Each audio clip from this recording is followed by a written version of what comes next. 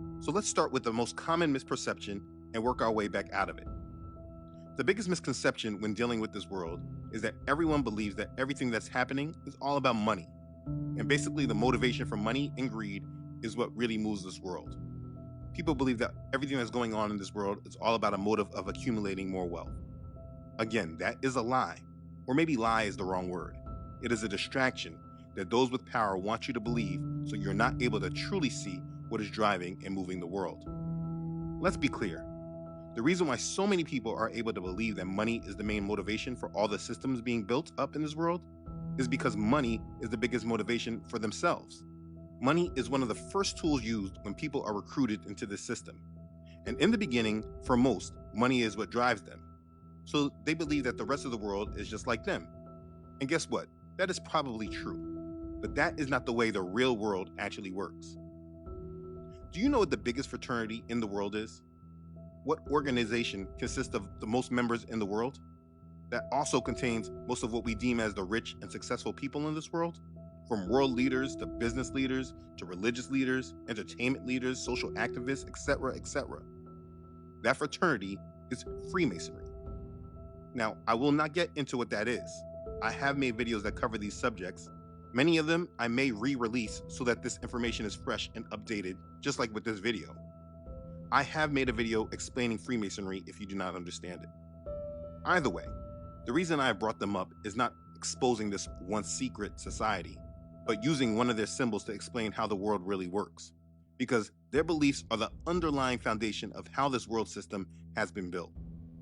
So using their symbolism, you should look at the world not as a division simply between the rich and the poor. That will never help you understand. You can't even divide it by the rich, the middle class, and the poor. This again is too small of thinking. You must view the world through their structure of a pyramid. This is a pyramid. The base is very large, and as you go up to the top, it gets smaller and smaller. If you were to fill it with people, you would see that at the base of the pyramid, you can fill it with the most people. And as you move up the pyramid, the amount of people in it gets smaller each level you go up. This is exactly how the world works, and you will not understand anything else unless you understand that. Now, after you understand that, as you go up different levels, you'll see that there are different motivators that move this world. When you get to the very top, it is easier to see that money is not even a thought, and it is at the top of the pyramid where all the decisions about this world are made. So let's go back to that point about money being the main motivator. This is a level of thinking that is at the bottom of the pyramid. That is because they are the ones without it, and therefore they believe that obtaining it will make their lives better. And so the majority at the base of this pyramid commit their lives to moving up to a higher level within this pyramid, thinking it's all about money. But let's just review these levels in the pyramid, because this is where so much of the confusion is. How most people want to look at this pyramid is that at the next level is where we have the enforcers of the system like the police, the IRS, etc. And then after that is wealth. But the levels do not move up because of positions or wealth. People move up in the pyramid by knowledge and initiation. Each level that moves up in this pyramid is about a person's level of initiation. And as a person gains in knowledge and is initiated in the ways of the world, they become one that holds its secrets. Though in the beginning the secrets are minimal. Understand, just because you see someone on television or they're an entertainer, it does not mean that they're at a high level in the pyramid. Just because they're throwing up hand signs does not mean that they're at a high level. The truth is that on the next level above us are those that have literally just sold out and are trying to get the attention or prove their loyalty to move up. And what comes with that is often more money and more access. That's why their level on the pyramid contains the second most amount of people. And for the most part, money and fame are the biggest motivations for them. But again, as you move up in the hierarchy in the pyramid, the amount of people in each level decreases, and along with money being their motivation. In school, we're taught that the President of the United States is a position that is at the top of the pyramid, but that is just not true. Maybe this was true when the position first began in the beginning of this American experiment, but more than likely not even then. But that certainly is not the truth of today. The truth is that being president doesn't even mean that you're at a high level in the pyramid. I want you to think about it. What do you even see a president do? They read speeches, they give interviews, they take photos with world leaders. but you never see them actually leading. You may see this in the movies, but you never see this in reality. You just see a position. What we see is a person who we believe has a high-level position. We see them reading speeches, giving prepared remarks, all behind a teleprompter. You think the press conferences are real? That they're answering questions that they're not already prepared to answer? No. I'll take your questions, and as usual, folks, they gave me a list of the people I'm going to call on. They know the questions that are going to be asked before they're asked. You think these leaders are in control, but they're not. They are not actually in control. It's an illusion. They are just at a higher level in the pyramid than the majority, and they are placed in the role as a figurehead that provides enough of a distraction that makes people believe that they are calling the shots and making the changes in the world. But they take their orders from those at the top of the pyramid, just like the other leaders in the rest of the world. When they carry out their orders, it just trickles down within the system for compliance. If you think the President of the United States is the most powerful person in the world, your reality is not real. The people actually pulling the strings, making the rules, are people you never know, that live behind the curtains. Very much like a producer of a news program or a television show. You know the actors, you know the news anchors, but you do not know who it is that's speaking to them in their earpiece, guiding what they want them to say or who to go to next, what to say, when to cut the feed. The people you are watching are not in control. They are script readers. Catalina Marchant-Debreu is here in studio again this evening. Catalina, you're taking us back to the US election campaign. Kamala Harris is being accused of wearing an earpiece during that highly anticipated debate. Tell us more. That's actually one of the many wild conspiracy theories to come out from Tuesday night's televised debate between Kamala Harris and Donald Trump. These are rumors mainly promoted by prominent far-right accounts on X, on these posts that are seen millions of times on the platform, claiming busted, she's wearing earphone earrings. Users spreading these claims actually say that Kamala Harris was wearing what's called the Nova H1 audio earring, the first and only wireless earphones embedded in a pair of pearl earring on a gold or silver plated clip. So these users are also sharing this publicity photo of this earpiece right here, as you can see, very, very similar to the ones worn by the Democratic nominee during the latest presidential debate. What I'm trying to explain is that the reality that people want to believe in, it's not real. It's an illusion to keep you sedated and not able to see the real puppet masters. It is an entire illusion made to keep those with power in power and those without power without it. And as long as they keep you trapped in their illusion, they will control you. It is very much like the movie The Matrix. I use this metaphor often. As long as your mind is trapped into their illusion, you are simply a pawn that can be used by them. They use their power grab of actual wealth and land accumulation to amass great power over the whole world. In the 19th century, they were already in control of the world. That's 200 years ago at least. This is the old money that has been passed down through the centuries. They used their power to build the world. They started the first multinational corporations that started employing the world. In reading David Rockefeller's memoir on page 243, under the topic Rockefellers in China, he speaks about his grandfather's company, Standard Oil, tapping into the China market in the early 20th century, and then later sending his money there to do his philanthropy, building China. This is what they did with the world. They built big businesses that gobbled up the control of the world and its natural resources, building these huge companies that built the world. During the 19th century, the general public knew of them, though they didn't have access to them. If you ever watched the movie Titanic, while they distracted you about the storyline with the ship sinking, they showed you the hierarchy. Mr. Dawson is joining us from the third class. How the rich and the poor were around each other, but still completely separate. Over time, as the empires grew, they did three major things that changed the game and created the Matrix. They created our money, they hid behind their corporations, and they created our society through their gospel of wealth, what we look at as philanthropy. They became central bankers of the majority of countries in the world, printing fake money and then controlling the banks that had access to that money. They created the corporations that created the products, the services, technology, and healthcare that steered our way of life and made us their paid servants. And they used their money, giving it away, to control how society worked, calling it philanthropy. They are almost at the top of the pyramid. I want you to really think about this. You have heard of the Rockefellers, the Rothschilds, the Morgans, the Vanderbilts, the Lees, but this knowledge of them was from the 19th century into the early 20th century. After the Great Depression, their influence became hidden, and they became the unseen hand of the world. They are at the top of the pyramid, and they gain control of all industries in this world through their control of money. By controlling the money and who had access to it, it was then easy to yield their influence. They built massive corporations and funnel their money between them all.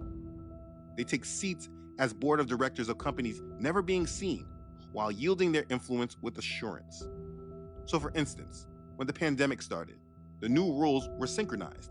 All of a sudden, all of the world was following these new rules that came from the top. There is not a part of this world that is not controlled by them. They fund industries through what they call venture capitalism, like with the Bill Gates or the former Steve Jobs. They want you to think that these men just built these inventions in their garage and then became the richest men in the world. That is a fairy tale. The reality is, think about the show Shark Tank, but on a bigger scale. That is how the world actually works. The real power sits at the top of the boards, and you never know of them because you're not supposed to. They create these huge corporations and make you believe that there is competition between them. But in reality, the competition is between just a few individuals. They show us this reality in their mind-controlling programs, which I will cover soon. But a big example is, when I was young, they made a cartoon called DuckTales, which showed the adventures of Scrooge McDuck. He controlled everything. His money was in everything. His only competition was the other richest duck, and they fought to be the richest. That is the reality of our world, but it does go deeper. Now, from this power, they controlled industries and changed them how they saw fit. Like I explained in my video about science. The science and medical industry was completely made and transformed by the father of modern medicine, John D. Rockefeller. We know him as the richest man in American history through his control of oil. But we have been trained to only think of oil as something we need for cars. But petrochemicals is a major industry that is involved in almost everything today, including our healthcare. The beginning of our drugs and medicines is all about the oil industry. Now, I could go on and on about this power that these people hold, but this video will be too long. After they gained control of the world through its resources, the next thing they did was gain control of the public's mind, and they did this through multiple steps summed up by one word: philanthropy. The education system, healthcare, radio and television, social activism, travel, and religion, they put their money in all of these things and more to control what we knew, what we thought about, the social issues that we should believe in, and how we should believe in God.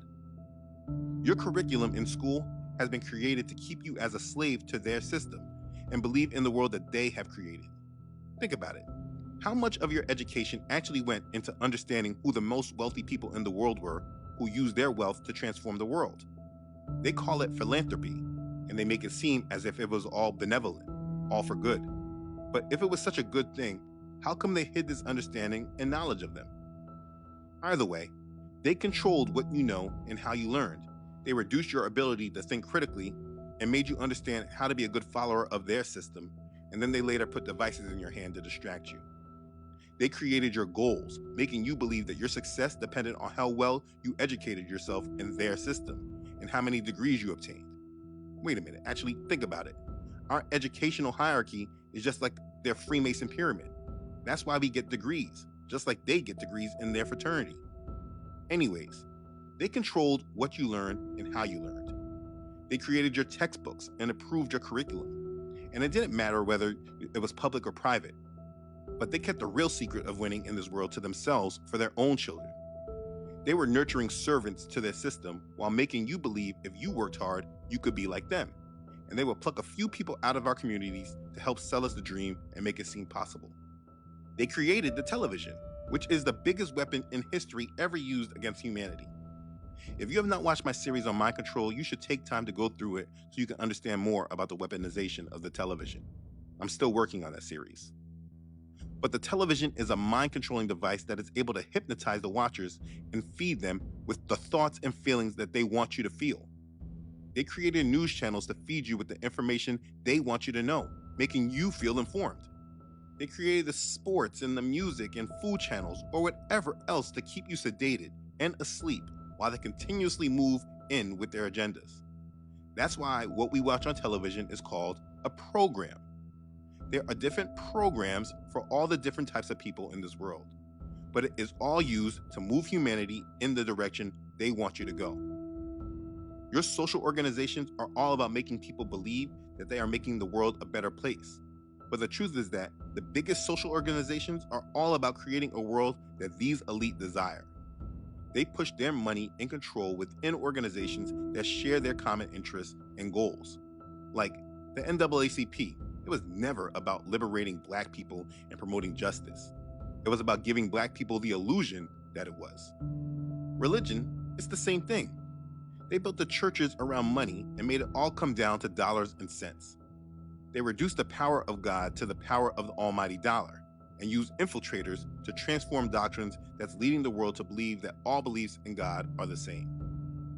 The Christian churches, regardless of denomination, are run by Masonic puppets that are about pushing a false religion that seems biblical. Politically, it's the same thing too. I just spoke about this in another video. They gave us the illusion of choice that made us feel our votes mattered and our peaceful protests worked, having us not understand that they have planned our leaders decades before we even knew of them. All they gave us are the choices between the people that they control. It's all an illusion. That statement that my life is a lie is a very real, true statement and a powerful one for you to really understand. The real question is, why? Now, after money, the next logical thought may be the answer to that question is about control. But if you listen carefully for the past 20 minutes or so, they already have control. They've been controlling this world. I'm speaking about those at the almost top of the pyramid. So control is not the easy answer to why. People have probably heard of a New World Order before and believe it's just a conspiracy theory. But the whole world is moving towards goals that our leaders do not clearly articulate. The whole world are under 17 Sustainable Development Goals that are with a clear goal of transforming our world. They celebrate and go over these goals each year in New York City. They don't hide it or shy away from it. They meet continuously to promote these goals. The world is under a goal of resetting everything, what the World Economic Forum labels as the Great Reset, moving the world economic model to one that's not about profits more than it's about sustaining the future in terms of climate change. The leaders of the world, though they show these differences, they are all under the same goals for this world. And it's time that you understand why. This is not about money. Those with power created our money. They control it. They even created a new system of money through the technology of blockchain. It's not about money if they already control it. It's not about power. Through their control of money, land, or resources, they already have the power, and they yield it in the way they desire to steer the world. It's not about control, because again, they already have it. The whole matrix is one big illusion given to people without control by the small amount of people with control. No, everything about what you see is very much more black and white, very plain and easy to see. I'll explain it by reviewing this quote. This is a quote made from David Rockefeller, grandson to John D. Rockefeller, who I referenced earlier. One of the grandsons of the richest men in American history. This is what he wrote in his memoir book. It's on page 405. It says, "For more than a century, ideological extremists at either end of the political spectrum have seized upon well-publicized incidents, such as my encounter with Castro, to attack the Rockefeller family for the inordinate influence they claim they wield over American political and economic institutions. Some even believe we are part of a secret cabal working against the best interests of the United States, characterizing my family and me as internationalists and of conspiring with others around the world to build a more integrated, global, political, and economic structure. One world, if you will. If that's the charge, I stand guilty, and I am proud of it." Okay. Why would this powerful man be proud of this and not shy away from it? This goal that the simple-minded people of today call an unfounded conspiracy, this powerful man writes about it in his memoir that he's proud of it? Why? This is the truth about this world, and this is where people can't fathom and they can't understand. At the very top of this pyramid, it's not men. It's Lucifer. You think that's crazy? It's not. It's right on the back of the United States dollar bill. The eye of providence is the eye of Lucifer, and the people at the top of the pyramid take orders from him in order to create a world where he is worshipped as God. Those at the top of the pyramid are helping to fulfill a goal that was attempted at the Tower of Babel, a world government where all people work together to challenge the God of heaven. Everything in life today is all about religion, but the truth is masqueraded by different distractions and illusions that hide the true fact that the true leaders of this world are creating a world where Lucifer will be worshipped as God and his son will be worshipped as a Messiah, the savior of the world. This is not about the United States. It's about the entire world, which is why everything we see today is all one world, what they say global. The majority of the countries in this world are under the same program and mind control because the world is being unified and put together so that the world can worship Lucifer and call him God. Lucifer will be like the Most High. That's the plan. That is what everything in this world is about. It's all about religion, while they make you hate religion at the same time.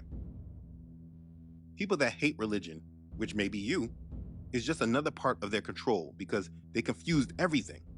They put money and hypocrites in the leading role of religion, decreased faith tremendously, perverted the word, created divisions in denominations, placing in man-made traditions and doctrines, creating false churches and false followers that believe they are following God when they actually don't know what and who they are following. There is a massive perversion of the truth so that it is so diluted and edited that the masses cannot identify it. The reality of this situation is that the world is being unified to accept a world religion, which places all religions under the same category so that everyone believes they are worshiping the same God. The world is all being put under the same rules and laws so that there will be one dominating voice that leads all into submission to the rule of Lucifer.